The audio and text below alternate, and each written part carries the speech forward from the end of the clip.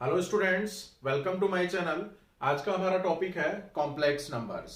Complex number को समझने से पहले हम लोग एक इक्वेशन के बारे में डिस्कस करते हैं। X square equals to 25।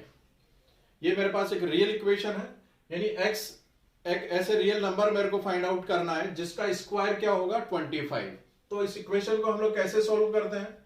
Taking square root both side.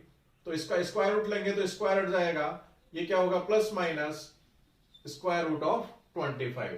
और स्क्वायर रूट ऑफ 25 की वैल्यू क्या होती है मेरे पास 5। इसका मतलब क्या है, प्लस 5 का स्क्वायर करेंगे तो भी मेरे को 25 मिलेगा और माइनस 5 का स्क्वायर करेंगे तो भी मेरे पास 25 मिलेगा। यानी या तो पॉजिटिव रियल नंबर हो या फिर नेगेटिव रियल नंबर हो, उसका स्क्वायर करने पर हमेशा मेरे को क्या मिलता है, पॉजिटिव नंबर मिलेगा। एक और हम लोग इक्वेशन के बारे में डिस्कस करते हैं। X square equals to -25। अब यहां पर एक ऐसा रियल नंबर मेरे को फाइंड आउट करना है जिसका स्क्वायर करने पर मेरे को नेगेटिव नंबर मिलता है। लेकिन अलजेब्रा के अंदर यदि हम लोग देखें, रियल अलजेब्रा की बात करें, तो ऐसा कोई रियल नंबर होगा ही नहीं जिसका स्क्वायर क्या हो, नेगेटिव नंबर हो। लेकिन फिर भी यदि हम लोग यहां पर स्क्वायर रूट लेंगे तो मेरे पास नंबर क्या मिलेगा, square root of -25। Plus minus यहां पुट कर देंगे, x equals to plus minus. तो ये जो नंबर आ रहा है स्क्वायर रूट ऑफ -25, एक्चुअल में ऐसा रियल नंबर होगा ही नहीं यहां से। तो नेगेटिव नंबर का यदि हम लोग स्क्वायर रूट लेते हैं तो ये जो नंबर बनता है इसको हम लोग क्या बोलते हैं, imaginary number.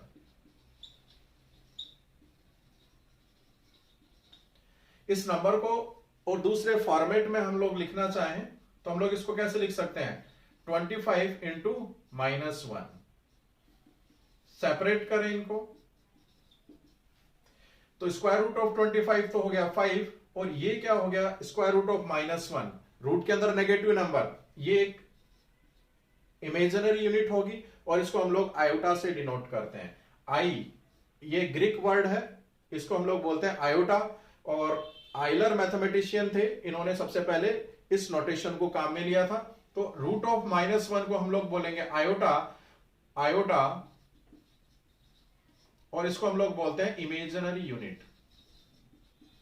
Imaginary unit, imaginary unit क्यों बोलते हैं, जितने भी मेरे पास स्क्वायर रूट में नेगेटिव नंबर्स आएंगे उनको हम लोग इस आयोटा की फॉर्म में चेंज कर सकते हैं। फॉर एग्जाम्पल रूट ऑफ -4, यदि इसको चेंज करना हो तो इसको हम लोग इस तरीके से लिख सकते हैं, ये 2 हो गया और ये इमेजिनरी यूनिट 2 आयोटा। ठीक है, तो रूट ऑफ -1 किसके इक्वल होगा, आयोटा के इक्वल होगा। और आयोटा क्या होता है मेरे पास, एक इमेजिनरी यूनिट है। तो इस तरीके से हम लोग इमेजिनरी नंबर के कंसेप्ट को यहां से डेवलप कर सकते हैं। देखिए यहां पर एक कंसेप्ट है, root of a into root of b is equal to root of a b. ये तभी वैलिड होगा जब a और b के अंदर से कम एक जो मेरे पास नंबर है वो कैसा होना चाहिए, नॉन नेगेटिव। एक एग्जांपल से इस कंसेप्ट को समझते हैं। For example root of -2 into root of -2, इसकी वैल्यू हम लोग फाइंड आउट करते हैं। तो यदि हम लोग हमारा जो रियल नंबर के साथ जो मेरे पास कंसेप्ट है उसको अप्लाई करें तो उसको अकॉर्डिंग क्या होगा, ये -2 इंटू -2, ये किसके इक्वल हो गया, minus minus plus square root of 4 which is 2, which is not correct. यानी इसकी वैल्यू 2 नहीं होगी, क्योंकि यहां पर root of a into root of b, तो ये वाला जो स्टेप है वो हम लोग कब लिख सकते हैं, जब इन दोनों में से कम एक नंबर मेरे पास क्या हो, नॉन नेगेटिव। तो इसका करेक्ट आंसर क्या होगा, इसको हम लोग क्या करेंगे, इमेजिनरी यूनिट और इमेजिनरी नंबर के फॉर्मेट में चेंज करेंगे। तो हम लोग इसको रूट 2 आयोटा लिख सकते हैं, इसको हम लोग रूट 2 आयोटा लिखेंगे। रूट टू किसके इक्वल हो गया, 2 आयोटा स्क्वायर, और आयोटा की वैल्यू क्या होती है, स्क्वायर रूट ऑफ -1, तो उसका स्क्वायर की वैल्यू क्या होगी, -1। तो इसका करेक्ट आंसर क्या होगा, -2। Means root of -2 into root of -2 2 के इक्वल नहीं होगा, किसके इक्वल होगा, -2 के equal, according to this rule. देखिए कॉम्प्लेक्स नंबर की डेफिनेशन क्या है, a number of the form x plus iota y is called complex number where x and y both are real number and iota is imaginary unit whose value is square root of -1। ठीक है। For example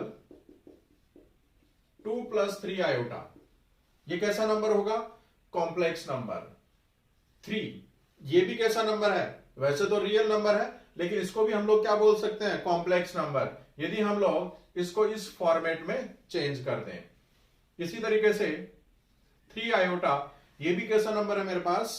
complex number, क्योंकि हम लोग इसको x + iota y की form में इस तरीके से चेंज कर सकते हैं। तो यहां ध्यान रखना है, x + आयोटा y, यहां पर जो x है इसको हम लोग बोलते हैं रियल पार्ट ऑफ z, यानी कॉम्प्लेक्स नंबर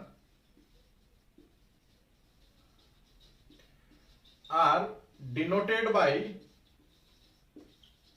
कैपिटल Z, यानी किसी कॉम्प्लेक्स नंबर को यदि डिनोट करना हो तो हम लोग नॉर्मली उसको कैपिटल Z से डिनोट करते हैं, और कॉम्प्लेक्स नंबर के जो सेट है उसको हम लोग कैपिटल C से डिनोट करते हैं। तो यहां पर देखिए Z = x + आयोटा y, यहां पर जो x है ये क्या होगा? Real part of Z, x = real part of Z, और y क्या होगा? यहां पर इस कॉम्प्लेक्स नंबर का इमेजिनरी पार्ट होगा, और इसको हम लोग कैसे शो करते हैं? Imaginary part of Z। तो यहां पर यदि कॉम्प्लेक्स नंबर इस फॉर्म में है 2 + 3 आयोटा, तो यहां पर इसका रियल पार्ट क्या होगा? 2, और इसका इमेजिनरी पार्ट क्या होगा? 3। तो इस तरीके से हम लोग रियल पार्ट और इमेजिनरी पार्ट को आइडेंटिफाई कर सकते हैं। तो यहां पर देखिए, यदि मान लो y की वैल्यू 0 है, इफ y = 0, तो उस केस में मेरे पास जो कॉम्प्लेक्स नंबर होगा वो क्या बनेगा? Pure real number. तो यहां पर इसको हम लोग बोलेंगे प्योर रियल नंबर।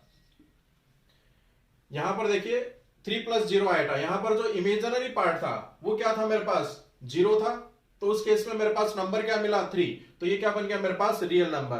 तो हम लोग कह सकते हैं जितने भी रियल नंबर्स हैं वो सारे के सारे क्या है मेरे पास? Complex number. तो यहां पर लिख सकते हैं हम लोग are real number, subset of real number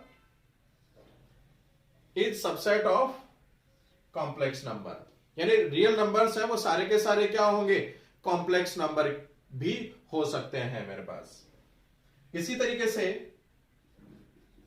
if x = 0, यदि मान लो मेरे पास इसका रियल पार्ट 0 हो, तो उस केस में मेरे पास जो कॉम्प्लेक्स नंबर है वो क्या बनेगा? आयोटा y, और अब हम लोग इस नंबर को क्या बोलेंगे? Pure imaginary number. Pure imaginary number बोलेंगे। तो इस तरीके से जो कॉम्प्लेक्स नंबर है वो नंबर्स का एक जनरल कैटेगरी है। रियल नंबर्स और इमेजिनरी नंबर्स क्या होंगे? उसके सबसेट होंगे। तो इसका मतलब क्या हो गया? यदि ये कॉम्प्लेक्स नंबर का सेट है तो मेरे पास जो रियल नंबर और इमेजिनरी नंबर्स होंगे वो क्या होंगे? उसके सबसेट होंगे। रियल नंबर्स और इमेजिनरी नंबर्स क्या होंगे? सबसेट होंगे। देखिए एक एग्जांपल से कॉम्प्लेक्स नंबर के कंसेप्ट को समझते हैं। Find out the real part and imaginary part of the following complex numbers. मेरे पास 4 कॉम्प्लेक्स नंबर्स गिवन है, इनके रियल पार्ट और इमेजिनरी पार्ट मेरे को फाइंड आउट करना है। तो यहां पर देखिए Z1, तो रियल पार्ट ऑफ Z1 किसके इक्वल होगा? यहां पर रियल पार्ट 2 के इक्वल होगा, और इसका इमेजिनरी पार्ट किसके इक्वल होगा?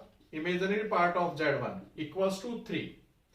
आयोटा का जो कॉफिशिएंट है वो इमेजिनरी पार्ट होगा, 3 आयोटा नहीं होगा, यहां ध्यान रखना है।